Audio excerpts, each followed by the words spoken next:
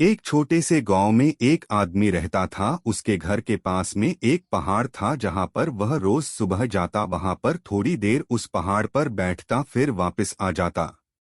तो रोज की तरह वह सुबह सुबह जा रहा था। पीछे से उसका छोटा सा बेटा आया। उसने आकर के उसका हाथ पकड़ लिया और कहा कि आज मैं भी आपके साथ चलूंगा। उसने पहले तो उसको थोड़ा सा समझाया और मना किया, कहा कि जो रास्ता है वो बहुत ही छोटा है और चढ़ाई बहुत ज्यादा है, तो तू मेरे साथ नहीं चल पाओगे। लेकिन फिर जब उस बेटे ने जिद करी तो पिता मान गया। वो दोनों पहाड़ पर चढ़ने लगे। पिता ने बेटे का हाथ कस करके पकड़ा हुआ था। लेफ्ट साइड में पहाड़ थी और राइट साइड में खाई थी और रास्ता बहुत ही छोटा था।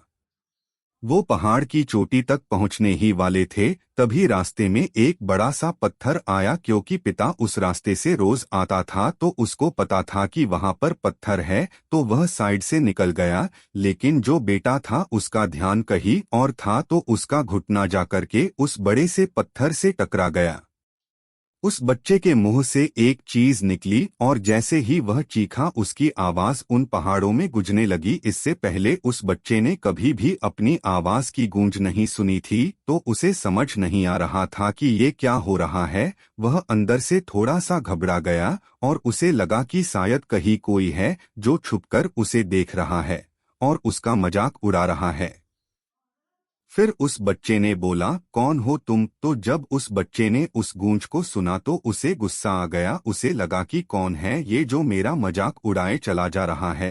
फिर उसने गुस्से से कहा कि मैं तुम्हें छोड़ूंगा नहीं। और फिर जैसे ही उसने उस गूंज को सुना वह घबरा गया। उसके पिता समझ गए थे कि क्या हो रहा है। उसने अपने पिता का हाथ कस के पकड़ लिया और उनसे पूछा कि कौन है ये जो मुझे इतना तंग कर रहा है? कौन है ये जो मुझे इतना डरा रहा है? तो उसके पिता थोड़ा सा मुस्कुराए और उन्होंने खाई की तरफ देखा और जोर से बोला, मैं तुमसे बहुत प्यार करता हूँ। वह सुनकर वह बच्चा हैरान हो गया और उसे समझ नहीं आया कि हो क्या रहा है।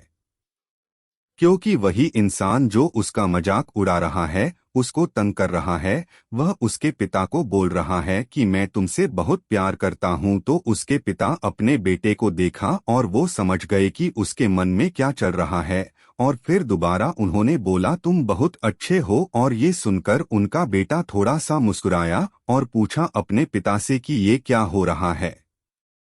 फिर उसके पिता ने अपने बेटे को समझाया, ये जो आवाज तुम सुन रहे हो ना, ये किसी और की नहीं है।